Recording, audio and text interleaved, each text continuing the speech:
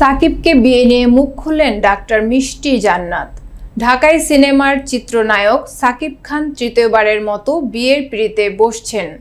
ইতিমধ্যেই নায়কের জন্য পাত্রী দেখতে শুরু করেছেন তার পরিবার। যদিও পুরো বিষয়টি নিয়ে শুরু থেকে নীরব সাকিব, তবে গণমাধ্যম সূত্রের খবর সাকিবের জন্য চিকিৎসক পাত্রী খুঁজছেন তার পরিবার।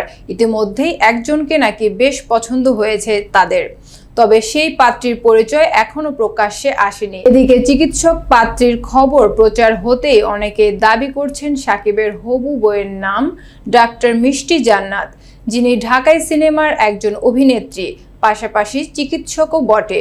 বিষয়টি নিয়ে সম্প্রতি গণমাধ্যমে কথা বলেছেন মিষ্টি জান্নাত, যেখানে সাকিব খানের সঙ্গে বিয়ের খবর সরাসরি অস্বীকার না করলেও গুঞ্জন হিসেবে রাখতে চেয়েছেন তিনি।